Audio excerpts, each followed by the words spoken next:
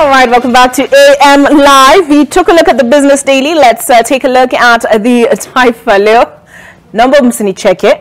Mipango ya serikali ya kunywa maji, janja na janjaure. Do you guys get that? Because you know yesterday, let me just make an observation. So yesterday we were having an argument about the accessibility in terms of understanding of the Business Daily content. And Maliba Arnold, he was in studio and he said many people carry around a Business Daily to show they're intelligent, but do not necessarily understand like most of what is contained therein. Yeah. So now Julian Zaboko was like, I've read this story 3 times, what is there not to understand? But you know he has a master's in economics. Yeah. So he asked when do you hear me complaining when I read Taifa Leo?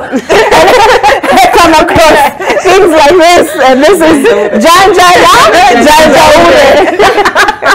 Wakenya na wamiliki wa biashara wabuni mbinu mbalimbali. What we're discussing is za kuhepa makali ya ushuru na kodi mpya za serikali ili kudumisha faida na ajira.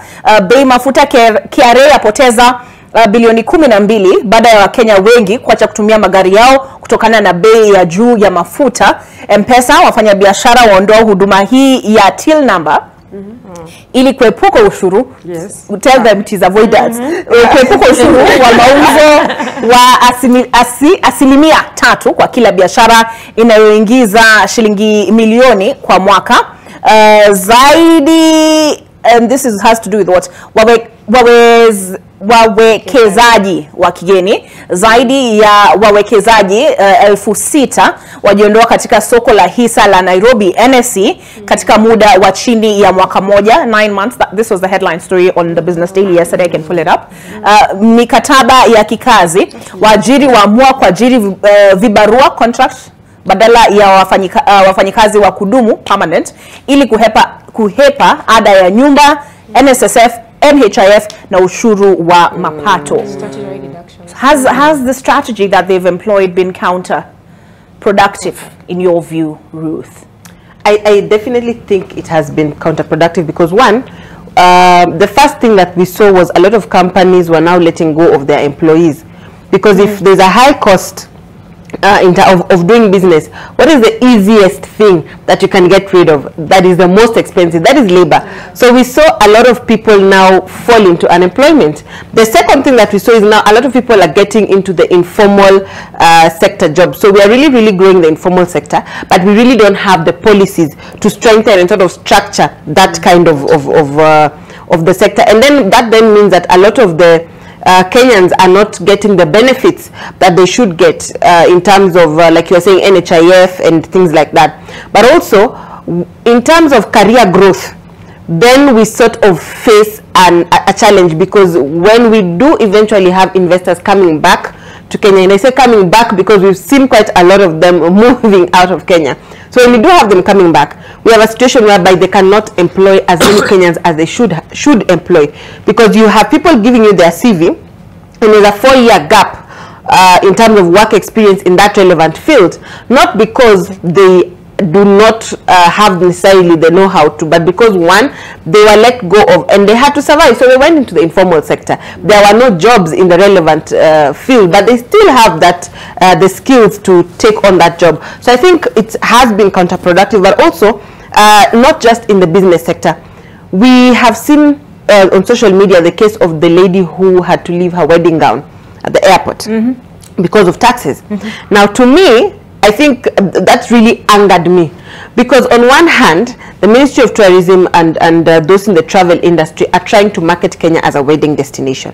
But on the other hand, the KRA is like, hold up, in as much as you're marketing it, this and this is happening. So it's a bit counterproductive, because when one arm of government is trying to do something, then the other arm is almost sabotaging it. And so it's a game of cat and mouse. There's a lot happening, but there's no progress.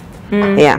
Well, this is actually what was on the front page of the Business Daily yesterday. Layoffs rise to COVID levels on higher taxes and fuel costs. So actually what you're saying is backed by the data. I just wanted to pull up an invite we received, because Alfred Mutua will actually this morning be touring the airport. I don't know whether you guys saw that. Remember the video that went sort of viral of him saying, you know, we have to handle visitors and Kenyans returning to the country with some form of decorum. Yes, for it, allow me to just say, okay. Allow me to just say, I like that he came out and admitted that yes, we need to do something about it, because as recent as yesterday, I came back to the country yesterday, and there's a gentleman who was behind me. So as you're leaving the airport, the first thing they ask is, of course, your tag, just to ensure that it's your bag, and then of course if you have anything to claim and those kinds of procedures. So the gentleman behind me, I hear him quarreling, but why can't you even say hi to me first? Why aren't you even, you know, just saying hi? Why are you treating me like a criminal? And you could tell the kind of frustration that there was. I mean, the person had probably been on a 9-hour flight, who knows? And the first thing they are feeling as they come into Kenya is they are feeling harassed. So if I were a tourist, then that's the memory that I go back with. Then every time someone mentions Jomo Kenyatta International Airport, that's the first kind of trauma that will come back to my mind. So I like that. Okay. That he came out, that he came out and spoke out about it. Okay, so here is the invite. I found it. Good evening, editor, journalist. KRA will tomorrow hold a media facility visit, a press briefing at JKIA Passengers Terminal. The CS Transport, PS National Treasury, KRA Chairman and Commissioner General will be present. All right, so yeah, that is going to be happening at the JKIA. Now, is KRA, in your view, between a rock and a hard place, Sylvia? Because as much as they are being lambasted on social media, you talked about the wedding dress, and Julian Zamboko told me yesterday, had she come in wearing it, it would have been used. And so maybe she wouldn't have had to pay any tax on it. And I told him the next time I travel, I buy anything new, I'm coming wearing everything. Avoid that. Gashi, will you represent me? So you know, KRA has been given certain targets. They have to meet these targets. So as much as they are told, oh, we need to change the face of KRA to make it easier to pay tax, and also to present a friendlier face. The president, since the last year, has been saying that. But they have targets to meet. So in your view, are they between a rock and a hard place? Well, I can say that, but in my opinion, I think KRA has operated as one statutory body that is on its own in this country. They are not working together with the rest of, you know, I mean the ministries and the rest of the statutory bodies. They have placed themselves as, you know, a loner.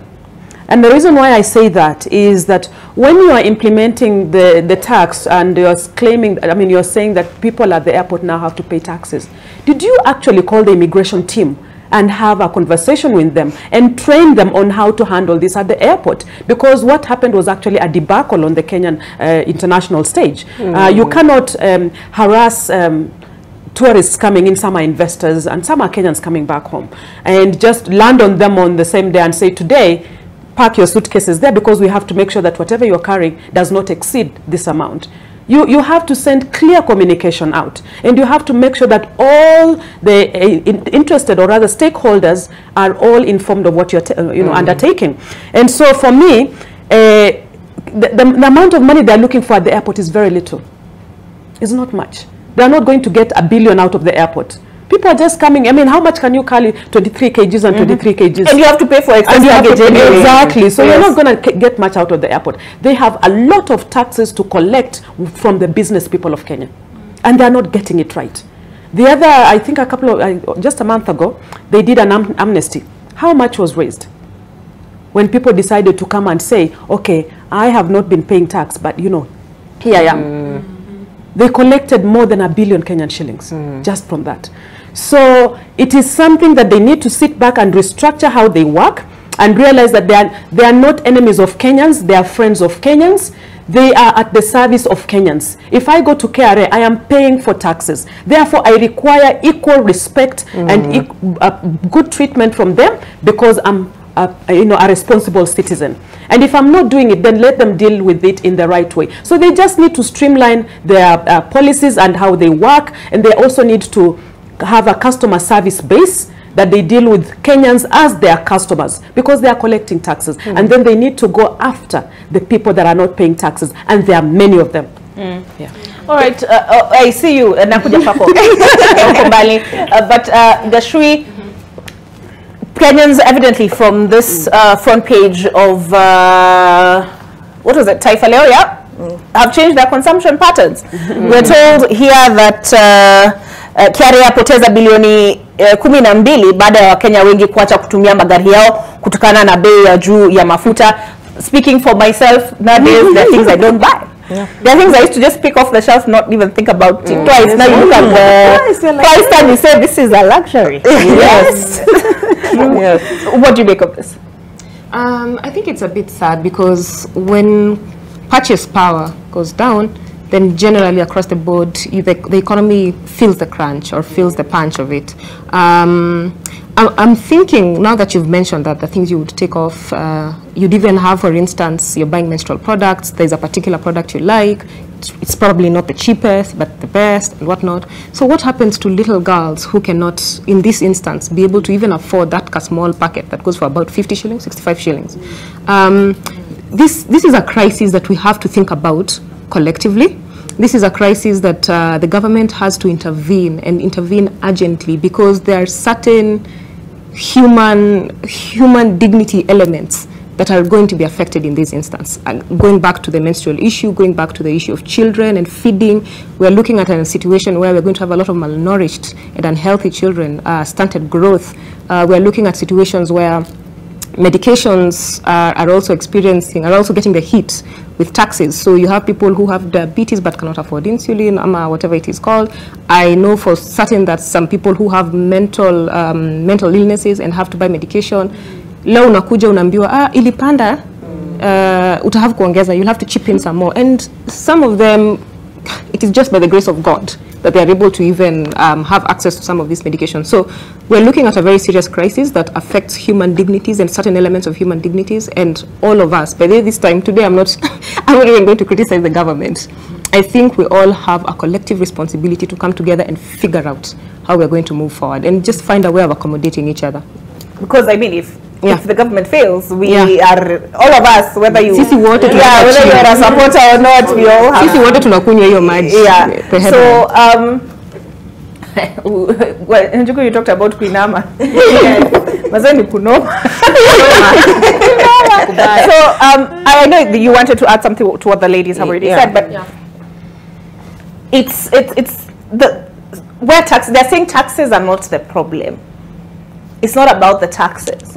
It's more about we cannot control. Okay, there are mistakes that were made, we are paying for, and also we cannot control, for example, the debt situation we're in. And they also say we cannot control global crude oil prices. This is not about the taxes. What do you make of that? I, for one, there's a downside to Kenyans being heavily taxed. And for me, the upside that I see is that now Kenyans are becoming more participatory when it comes to running this country. And you know, I ran for office in 2022. So people don't even listen to manifestos. You know, it's unatuachia nini? What are you giving me when you leave? So now Kenyans will be more intentional about listening to you as a leader.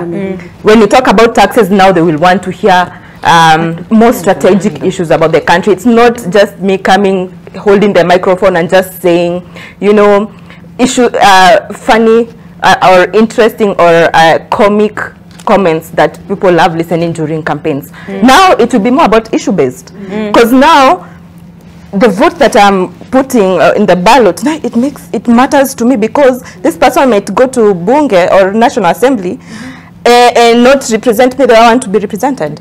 So for me, it's an upside, because when I will be campaigning in 2027, I think I'll be now more people will listen to me, because at the end of the day, my campaigns have always been about issues, and my manifesto has. I remember a lot of people really critiquing my manifesto because it was different from the rest. I wanted to do things differently. So Kenyans are now more concerned about the country and how the country is being run, and that's the upside for me. Theta Ward, right? Yes, yes. But I know I've butchered the pronunciation. No, actually. Oh, okay.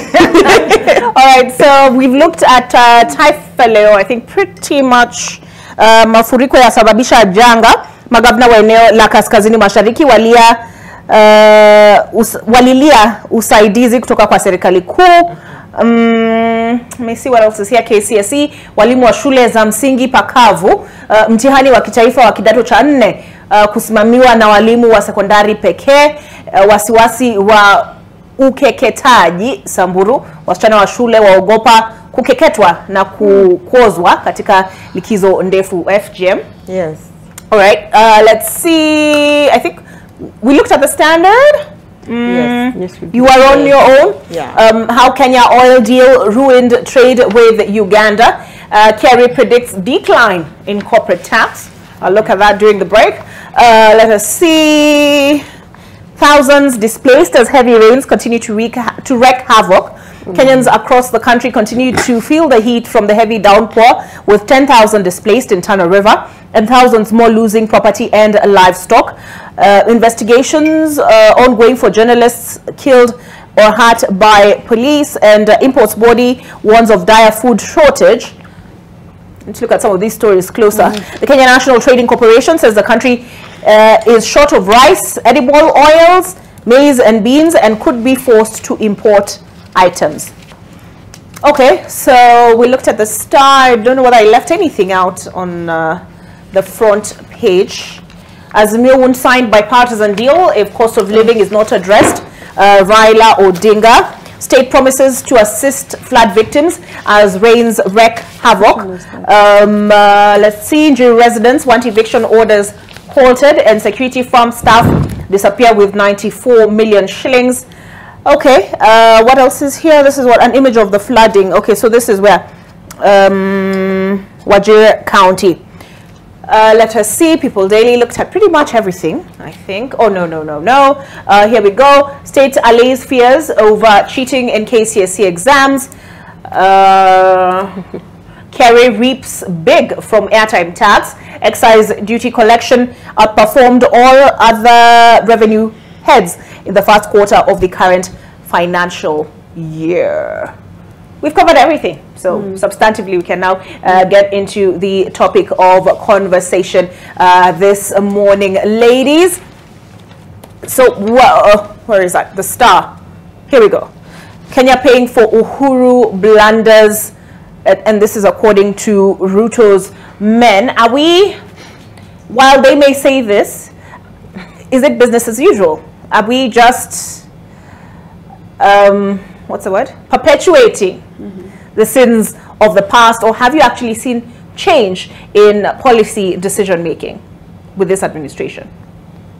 I think the first thing I'll say is, like I think it was Wanjiko who said that when the Kenya Kwanza government was campaigning, they sold to us the land of milk and honey immediately after August 2022. So if you listened to the phrasing of their language, the kind of messaging they put out, as an ordinary citizen, you expected things to change immediately after. And there are things that he could have done almost immediately, such as the tooth agenda that he had said he would do in his cabinet, for example.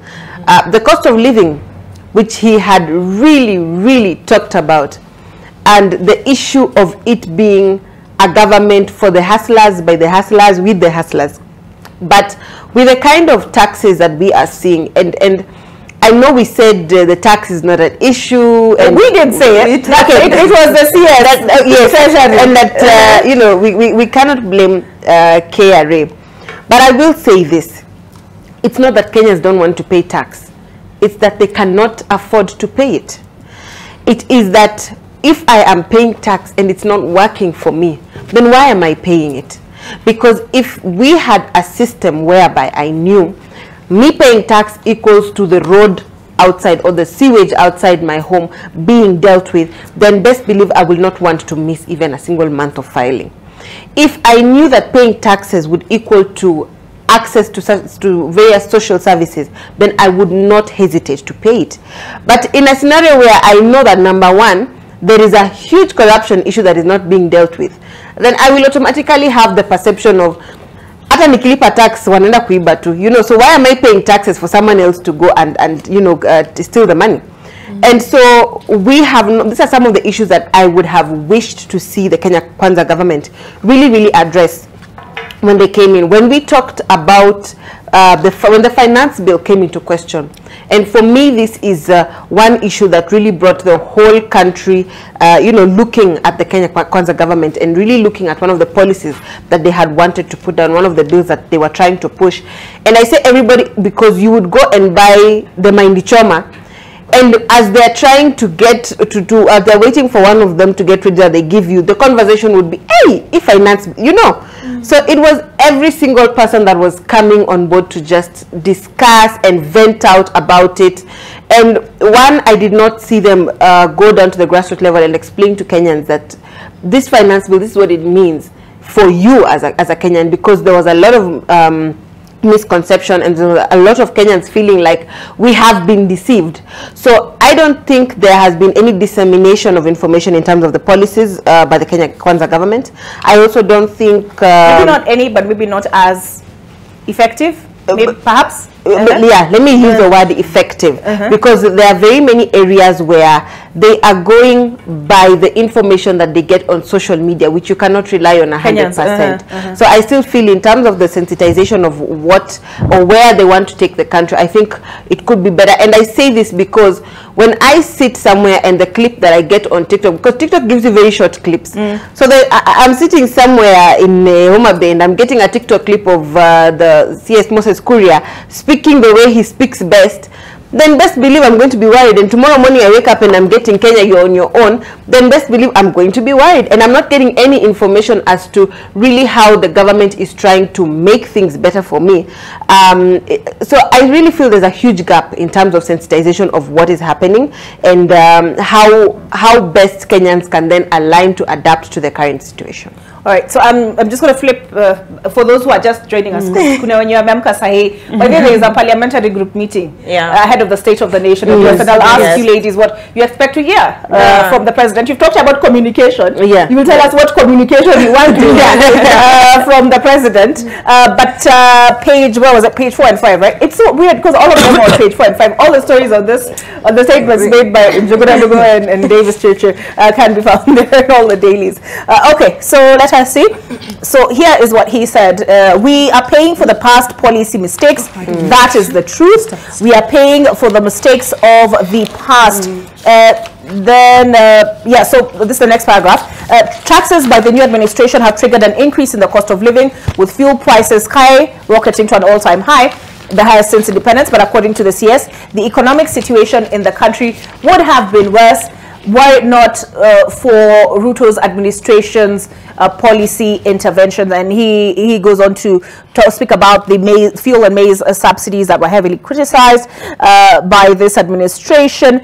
And Ndungu warned the bipartisan committee against tampering with the current taxes, insisting they are necessary to keep the country afloat. With regard, because you mentioned the Finance Act, right?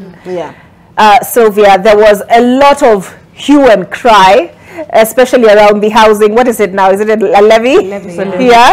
Around that, but because also there was a sense of lack of clarity. Okay, so you take this money for my paycheck. Of course, there's a concern of will it be used as intended, given our I don't say our reputation, but the reputation for corruption. So there was hue and cry, and Kenyans felt unheard. But the president took the position that he acknowledged mulipiga kelele nyingi, but ini kama dawa.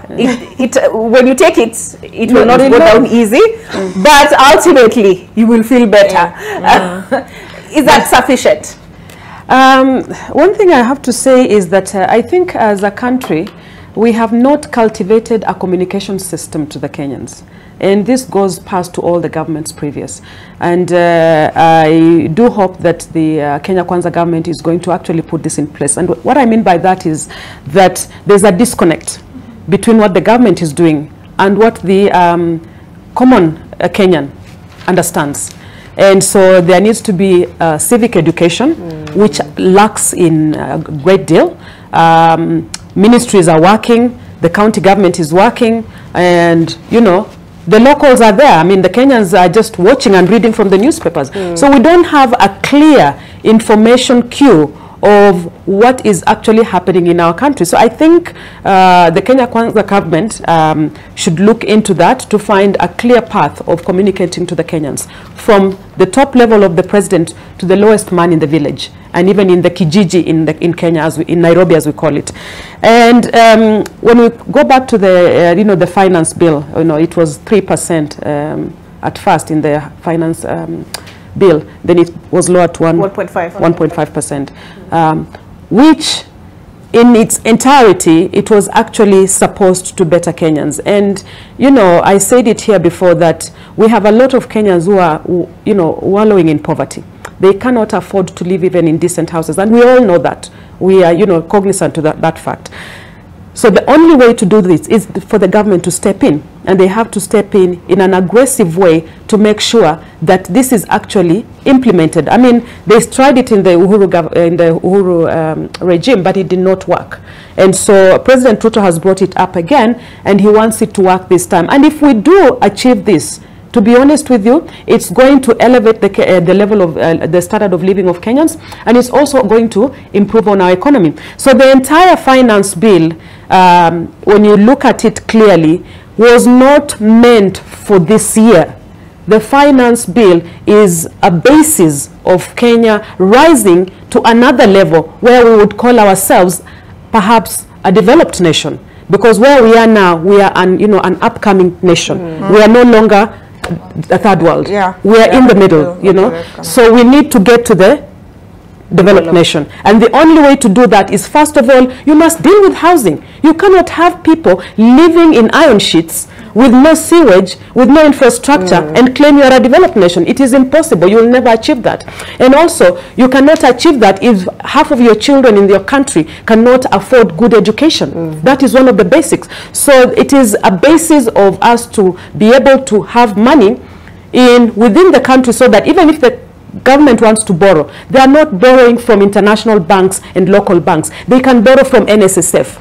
And that is why there is that NSSF. The NHIF, the bill has been signed. It is to make sure that we have universal health care, because another thing that goes with good housing is good health care. If you cannot afford medication today, then you are doomed as dead. So those are the basis of the Kenya Kwanza manifesto today. No, not manifesto, but the finance bill, to take care of the basic needs of Kenyans, that we can rise from poverty level to a level of decency, when you can go to a good hospital, when you can go to a good school, and at the same time, you can be able to do what?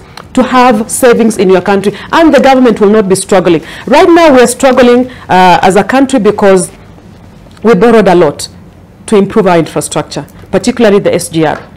The rate we borrowed at the time, the dollar was about 98 shillings. I think so.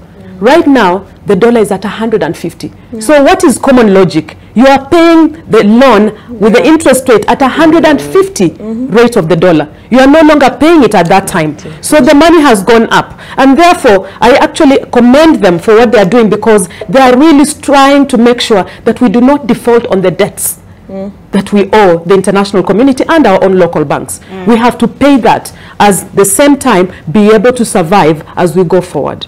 I think for many Kenyans, it's not that the intention is not good. I think for many Kenyans, as I think it's you, Gashri, who talked about, I don't mind paying the money if it means the sewage system. It was you? Or was it? It was you. Right, the sewage system works, the healthcare system works, but as it is, you go to healthcare facilities, unaambiwa uende ukajinunulie dawa, you know, when it floods, because although I've seen Sakaja's government really doing a lot to unclog these systems, but you know, I will give credit where credit is due. But I will give him props for but even speaking as somebody who is now contributing towards this housing fund, I want to know, am I loaning the government? is the money going to come back to me at some point with interest? I want to know, or am I going to get a house at the end of the day, and maybe I just need to top up? I feel like communication, like you're saying, there is a gap there, and it's interesting because I saw Charles Singer in that report by Kevin Mutai at before the National Dialogue Committee, and I saw him sweating again. That sweats a lot, guys, out of his control. But that's on a lighter note. But as the president addresses the joint houses of parliament, there is a sense from Kenyans that these legislators were to abandon. They have abandoned us, and they're paying to they're playing to the tune of the executive. Yes, Gashri. Well, that is true. That's correct. And I believe, especially again, back to the Finance Act and the building up to that, the conversations, the back and forth, the public participation. I remember it was here that I said it was not very well done, the public participation, and the overwhelming majority of Kenyans who did participate and express their views were not taken into consideration because they were saying, please, no, do away with the housing levy. We don't need that at the moment. As it is, we already have enough taxation, and we are feeling the cost and we're feeling the pinch. So I am hoping that within their ranks and within their factions, they have been able to approach the president. They've been able to just speak truth to him, speak truth to power, and you know, ensuring that there is a separation of power. I believe I was talking about that here again the other day as regards the parliamentary political party.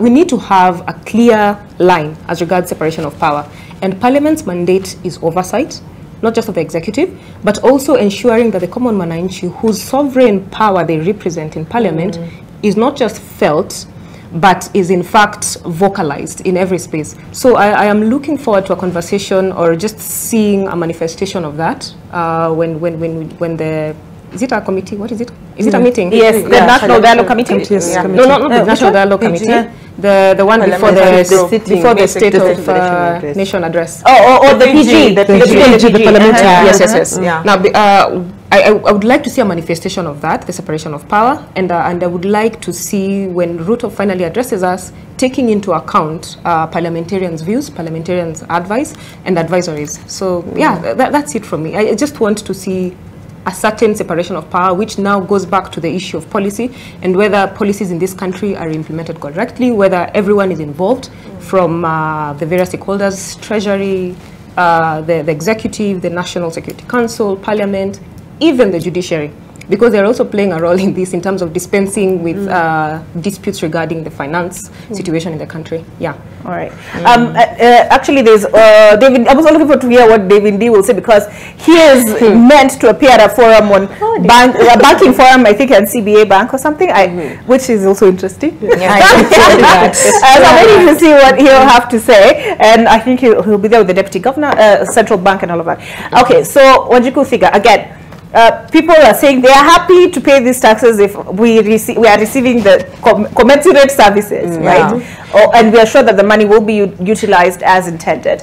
But again, as we are having this conversation, there has been this TikTok, what are the foreign trips, right? That they are in excess. And who are they carrying in their delegations? And again, I was reading the Standard yesterday, and what was the headline? How not to reduce the cost of living, and I'll pull it up. And they talked about within the report, people are fed up with seeing all these four-wheel drive vehicles. So is this money we are paying going towards fueling the gas four-wheel drive after four-wheel drive after four-wheel drive? You know, already the cost of fuel has gone up. So do you? In the president's speech, do you expect, in his State of Nation address, do you expect him to address questions of austerity? Yeah, thank you for the question. I'm a big supporter of this government, especially my party leader, who Ruth has just thrown a jab at, Moses Kuria, is our cabinet secretary. And the president's job is to sell the vision. It's not easy, Olive, to sell something you can other people can see, but he's seeing it. And yes, it's going to take time for us to get there, but he has to consistently sell that vision to us. The thing is that we are not seeing any successes yet, as much as we would like, but the president is successes. Really, yes. Maybe there are some. Yes, there are some, as in for Kenyans. Them they wanted, for them all they wanted and needed was the cost of living going down. Okay. So you see, for the president, he's seeing more further than just the cost of living. He's seeing housing, you know, he's seeing the agriculture sector going up. But for Kenyans, that's not it for me. So for them, they are feeling like this is not going how we want it. We are not feeling like the government is being successful, but it is, because you can see all the cabinet secretaries doing much.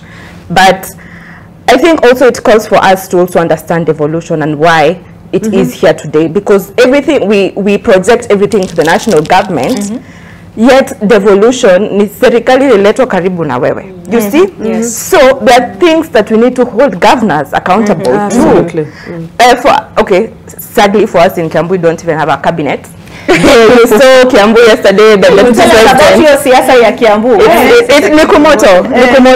Because, like I told you, I was shortlisted for the Chief Officer Youth. And we did the interviews in March. It is November, and no responses yet. We have no Chief Officers, the CCs, I think 4.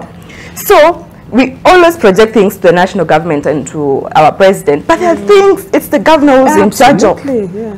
So, this calls for public participation. Kenyans have to understand how this country is run and whose responsibilities is whose. We can't education that's what we are talking about. We can't always project everything to the president. I mean, we have now, power is devolved. Can we now even hold accountable our MPs, and by that I just want to even congratulate Mheshimiwa Naisula Lesuda for being among the top MPs, and my good friend Jerry Minor for being the best women rep in Kenya today. Wow. They are doing great jobs. But we also have now to hold the right people accountable. Everything is not the president. Yeah, we go to the ballot and vote in seven individuals in. Can we even hold them accountable? Are they 7 or 6? 6. It's 6 or 6. Yeah. President, governor, women rep, senator, National Assembly, MP, National Assembly, MCA. Nona nilikuwa kwa debe. Alright, so we just to okay, so Gashri, do you mind we take a break and then I can come back with your Okay. contribution to what Wanjiku said. Yes. Alright, see you on the other side of this break.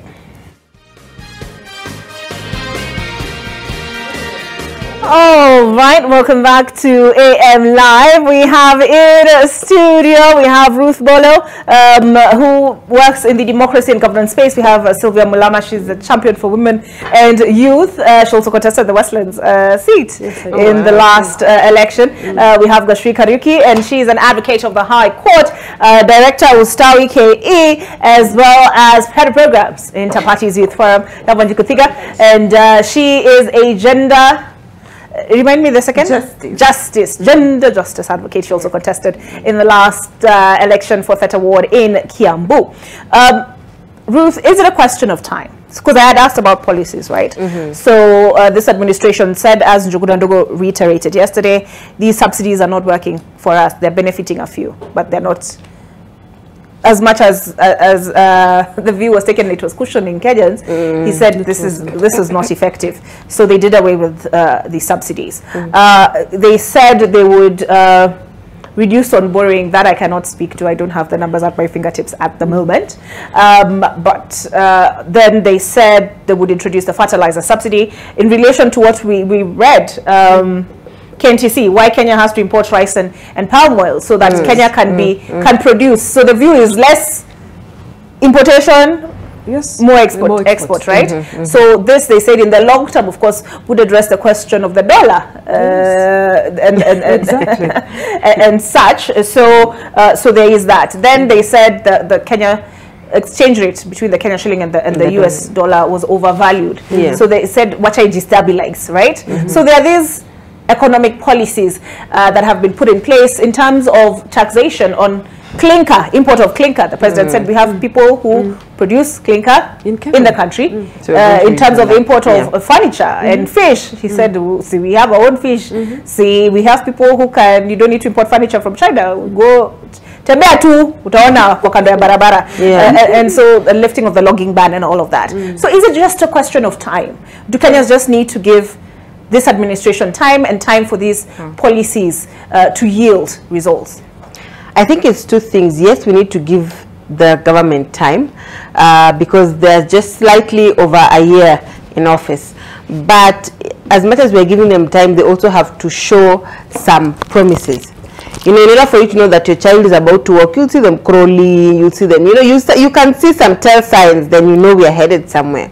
And I think that's all Kenyans are asking for, because like we've said previously, there were these promises and that were made to look like they'll happen immediately, and that's not forthcoming.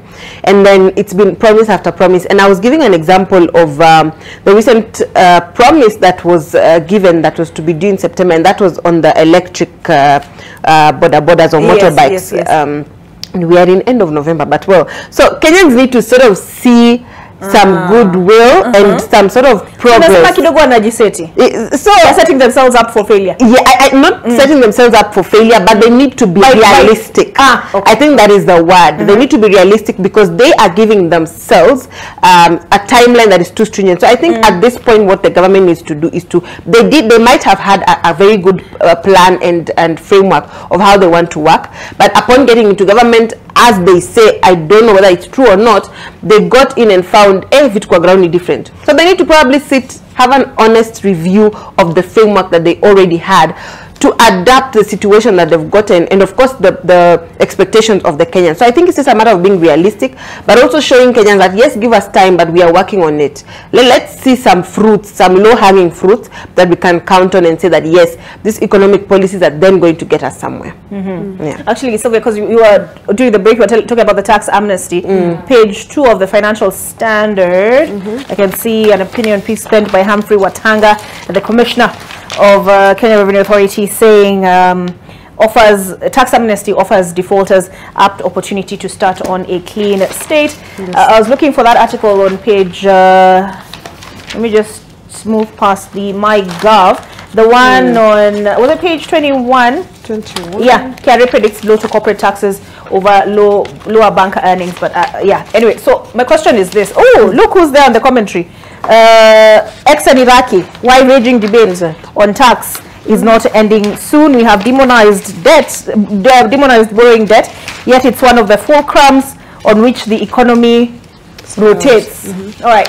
So, Sylvia, we also had, because when Ruth was speaking, I remembered two things, kusema na kutenda, and then what Jackson Ole Sapit said. You know, maybe it's time you manage our expectations. Because the president does, in a sense, do this to himself.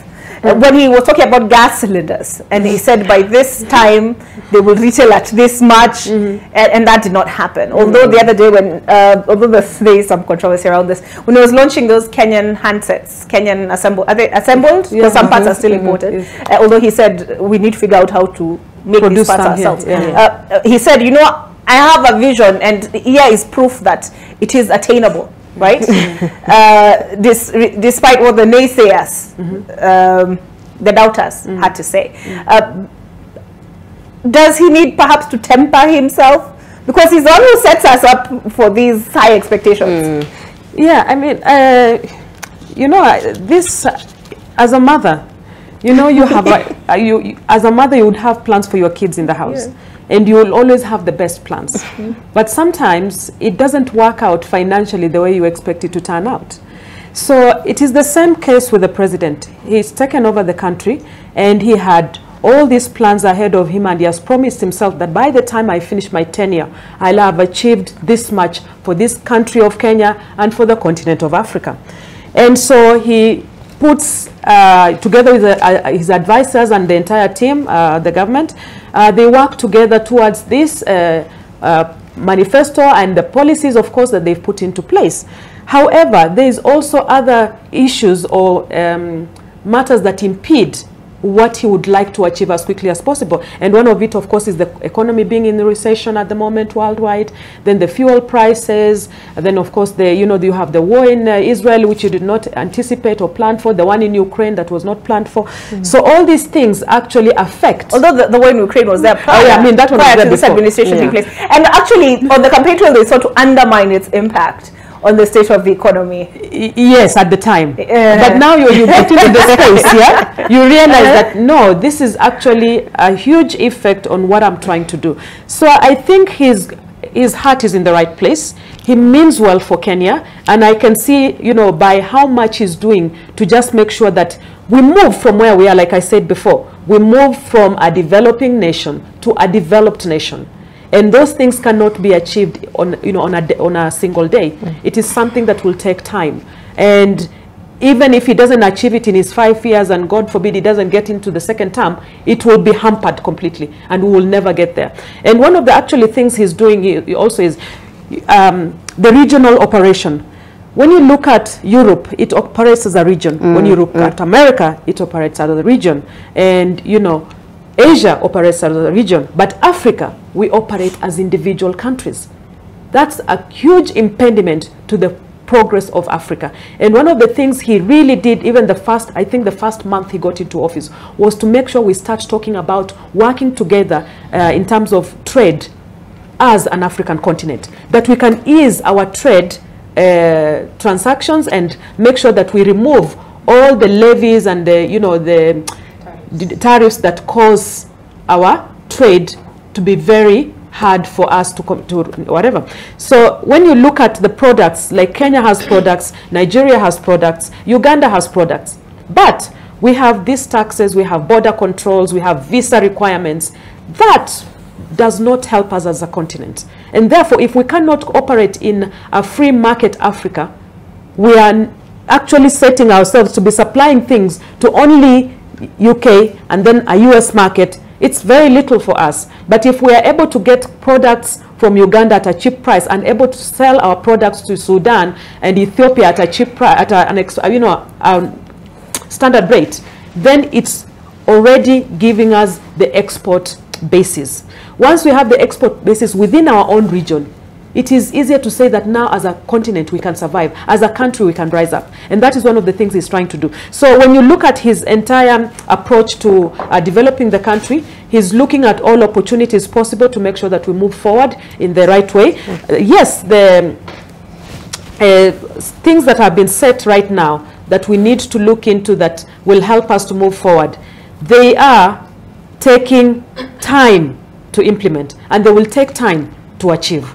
But we just have to give him time. We have to trust that he's actually doing the right thing for Kenya, and we have to give him support. But the only thing I can say from the side of the government is that they also need to communicate back to Kenyans in a civil way, so that Kenyans also understand that we are working in this journey together, that the government is not working alone and the Kenyans are not working alone. We are working in parallel. No, we need to work together as a country. All right. Gashui, so we have a president who says Kenya is open for business, but ukiland kwa airport wako kwa suitcase yako hata chupi wanaangalia kama ni mpya ama ni, I'm kidding, I don't know. Right? Then he tells us the economy is on track. And I was laughing because I was like, probably Moses Kuria today morning, Wanjiku's party leader, is reading all the headlines and sipping his tea and just laughing because he alisema siniliwaambia. Yes, alituambia siniliwaambia. And then, so while the president is telling us all these wonderful things to, I suppose, to send the right signals to investors and such, and to calm the population down, we have David Ndii very busy on Twitter telling us maze right, to go ICU, and I'm not even sure whether we will make it out, make it to the other side. How much weight really should we give the president's State of the Nation address?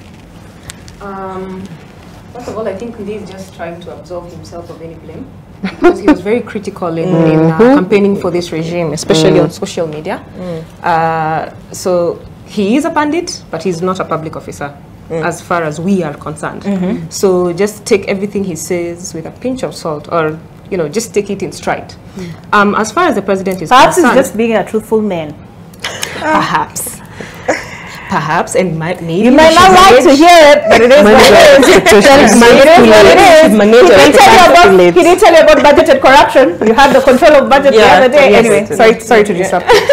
No, it's okay. But as far as the president is concerned, when he does his State of the Nation address, I would like to hear of certain measures he would probably have taken to cushion Kenyans, number one. Number two, and this is something I feel he fails in, and he should really take, he should really prioritize this, and that is speaking collective responsibility to Kenyans in a decent, dignified way without politicking.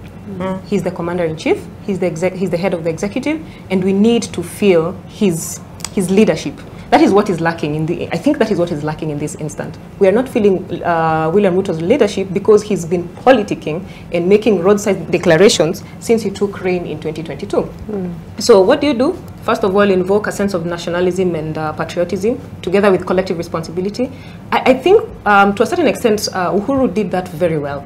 So for all his flaws, somehow he did not feel the wrath of Kenyans the way William Ruto is feeling 1 year into government. But alikipata his last year in office. But still, Simbaya kama, oh my, that was rough. Yeah. But nonetheless, I don't think there's a president who has felt the kind of heat William Ruto is feeling within 12 months of taking office.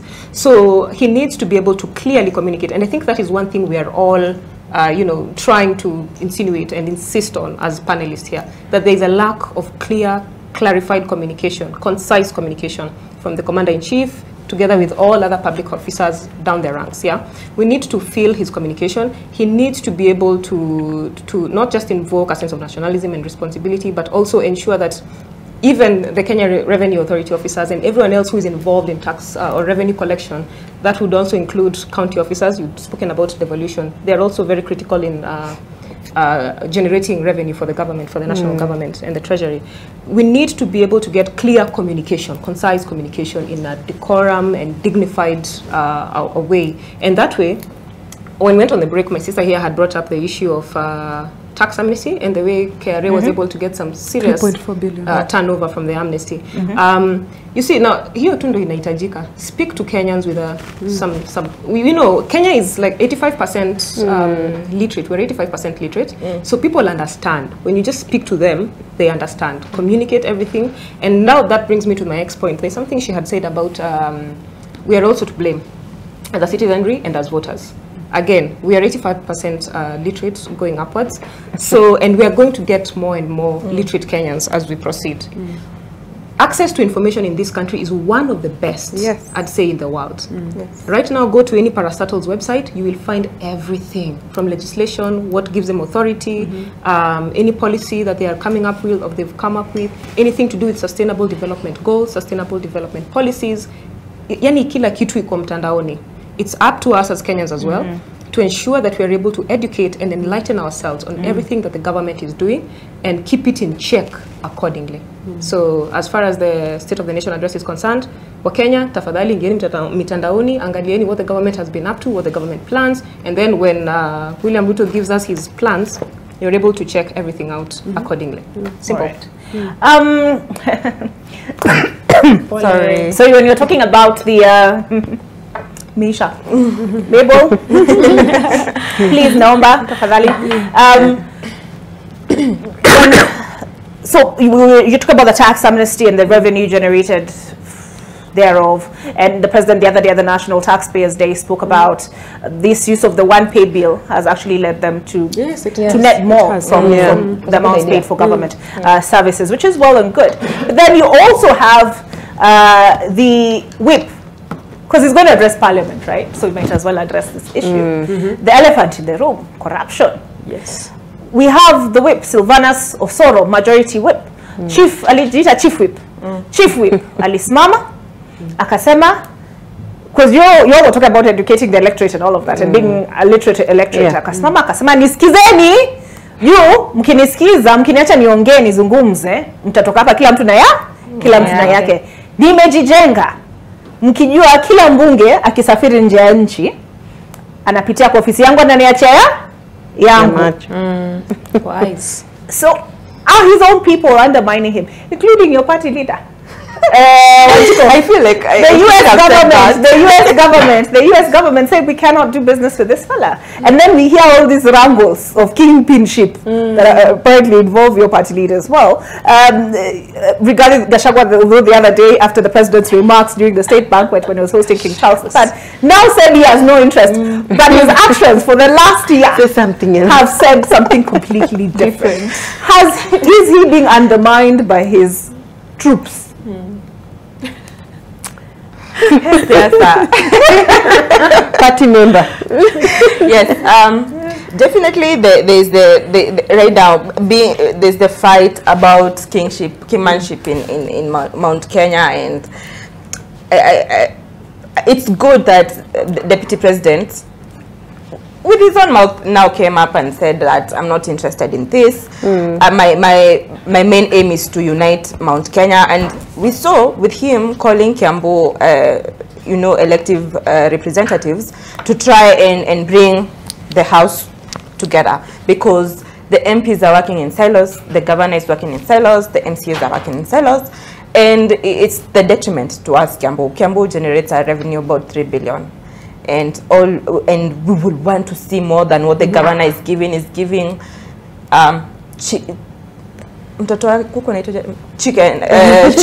chicks, yeah, he's giving chicks, like 4 per household, and that doesn't impress me. I want to see much more for us in Kiambu, but you see, the deputy president is trying to honestly do his part, and we are seeing my party leader, cabinet secretary, is going across the country, actually, which is his job, and of course there will be power. And the other day we saw him with Maina Jenga, and of course that's more politics. But going back to Osoro, we lose, every Kenyan lose 14,000 Kenya shillings to corruption per year.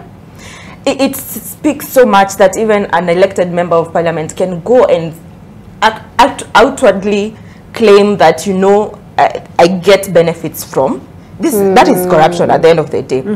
But when he was addressing the public and he's saying, keep quiet, kila mtu atatoka na yake, it's because of how the cost of living is today. As in, I will decide to sit down and keep quiet and just get that 200 shilling and go home. But again, we are coming back to public participation.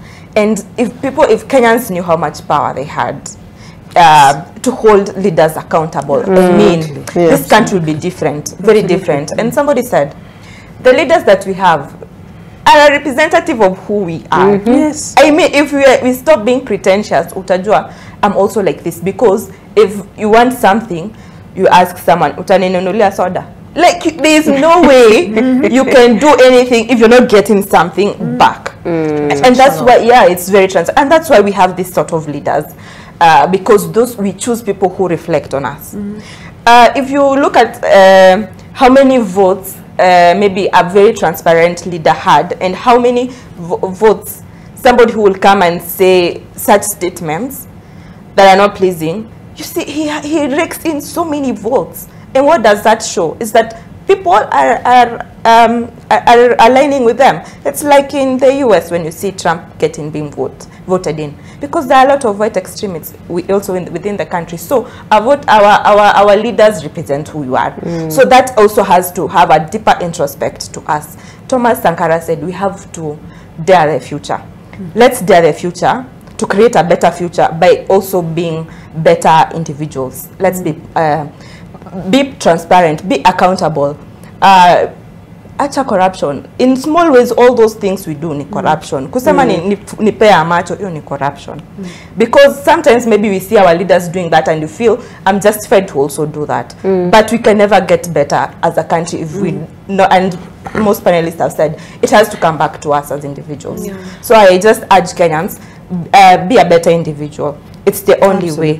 And I have more hope with my generation millennials and the Gen Zs that are coming up. And let's have even better programs within the country that teach national values, that teach scouting. Scouting, let it go back to schools and let it be very vibrant, because scouting is about discipline. It's about, even in scouting, people are not supposed to drink alcohol. Something that the deputy president is really fighting in Mount Kenya. such things that really inspire patriotism in Kenya. That's what we need. And maybe even when the president is speaking, he needs to also inspire patriotism. One thing I learned when I was campaigning is that Kenyans love talking and listening to you. You know, they even see you with your car reflector, you've written, Wanchiko Vega Tosha, you know. And they're like, young girl, come here, what are you doing? Well, tell me, talk to me, engage me. And they listen to you and you have a one-on-one engagement. So let him continue speaking to Kenyans. He has to continue, and that's why maybe there's the problem of communication. You have to continue keeping Kenyans engaged because they want to listen. I'm sure everybody will tune in to just hear what the president is going to say.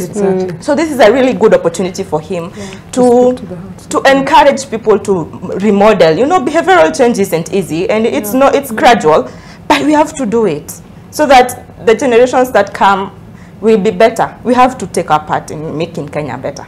Okay. Yeah. I think, if I may just chip in on what the issue of what Honorable Silvano said, and borrowing from what Wanjiko has said, when you are a member of parliament or a member of county assembly, you've got harambes every weekend.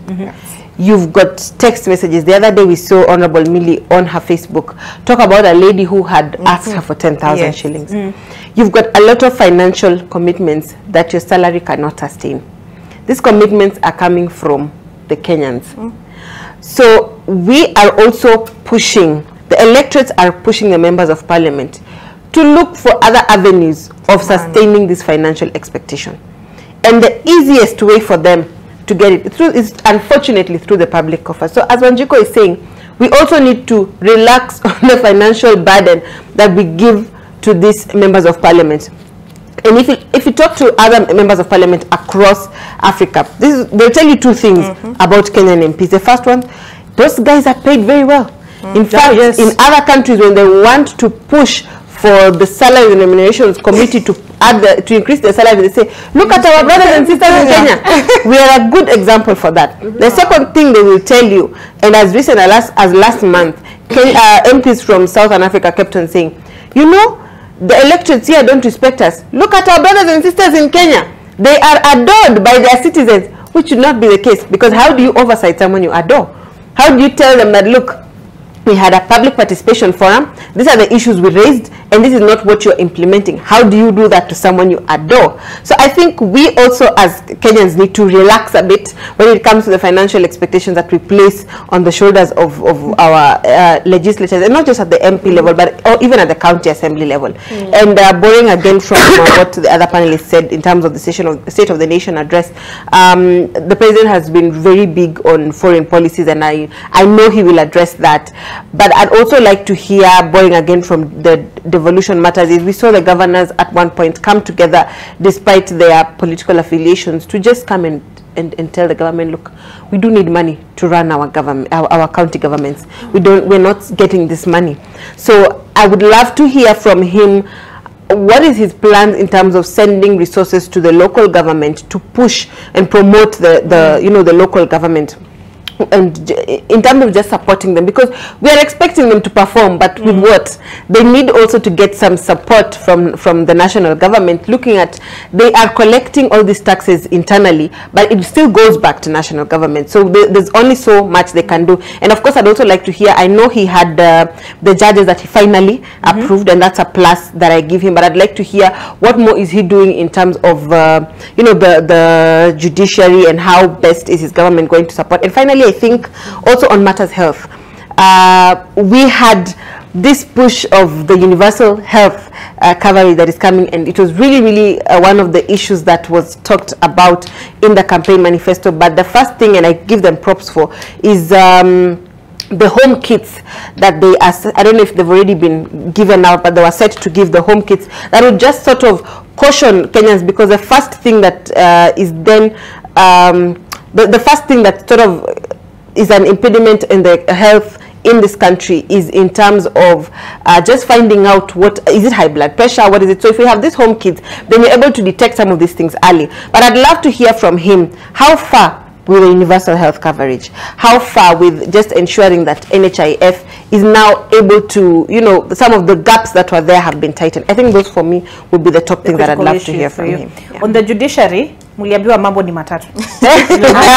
Sylvia, the other day we had the ranking of MPs. Before that, from last week, I think last week Friday we had MCAs. Prior to that, we saw how governors, how Kenyans feel governors are performing. How do you feel the cabinet secretaries are performing? And I ask that because are they not critical to the achievement of his agenda? And he is the very same person who stood in State House and said, you know, some of you people, I know more about your dockets than you know. How do you think they pull up the socks now?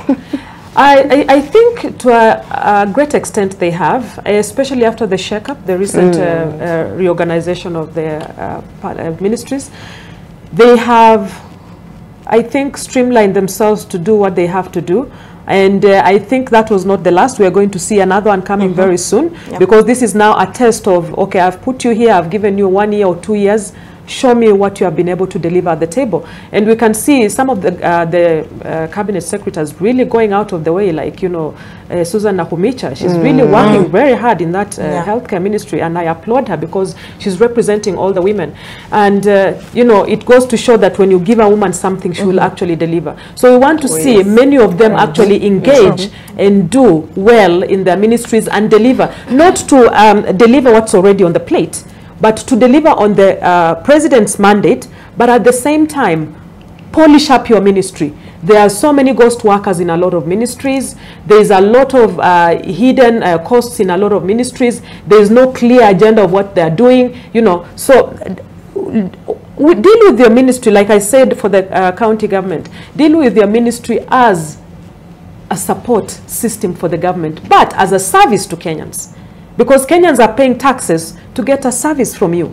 So we want to see, you know, service halls. We want to see the, you know, the Ministry of Health having a service hall. If I have an issue with the, you know, healthcare, where do I go? Is there a number to call? Is there a direct hotline to call? If I have issues with the environment, like for instance, all the garbage we're seeing in Nairobi, do I call the county government? Can I be able to access the national government on a hotline and say, hey, somebody has dumped a whole heap of rubbish here? So we need to see them actually move into a modern way of operation, as opposed to, you know, operating as normal as they always have, you know.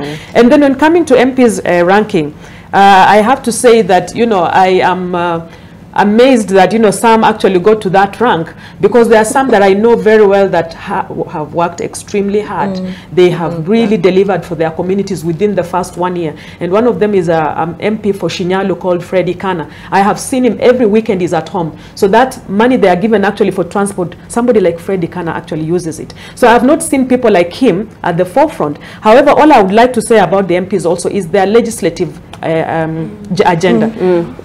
The president has come in with his mandate, and the mandate is actually policies that are supposed to give us solutions. But remember, these were actually supposed to be legislated in the parliament. When you go into parliament as a member of parliament, you have your constituency. You are supposed to know the needs of your people. You are supposed to represent your people at the national level. And you are supposed to give this into the National Assembly, debate it, and get it into a policy. So why are we waiting for the presidents to come to give us new policies so that we can move forward? The MPs need to wake up and work on mandates. They need to legislate. They need to talk to their people. You know, my friend said here that, you know, they are giving 200 shillings, giving 300 shillings, you know, to support, and they are getting tired of it. Don't get tired of it because you have not legislated. If somebody is calling you and saying they are hungry, or they are calling you and saying, please help me to pay my healthcare bill, what are you doing about it? Come up with a bill, go into parliament, debate it so that your community can get services. So they need to wake up from their seats. They need to work for Kenyans. And as Nthika said, working for Kenyans, also Kenyans will take responsibility. That you choose an MP who cannot legislate for you, then you are the one who is doomed. All right. So unfortunately, I have to end it. But it's been brilliant listening to you ladies. You know, I'm curious. The president is essentially his own government spokesperson, right? Yes. The question is, with the State of the Nation address and the state of the economy, hizo zimekuwa stories za jaba. We wait to see. All right. So I've had in studio Gashri Kariuki, advocate of the High Court, Wanjiku Thiga, gender justice advocate, Ruth Bolo, Democracy and Governance Analyst, Sylvia Mulama, Women and Youth Champion. Ladies, I have enjoyed the conversation thoroughly. I am sure those who have tuned in have done so as well. Thank you for helping us better understand, interrogate these issues. It's important. Civic education. Ni muhimu sana. All right, Your World coming up next, and you'll never guess what we are discussing. Is there hope after infidelity? Do you feel betrayed? On the other side of this break.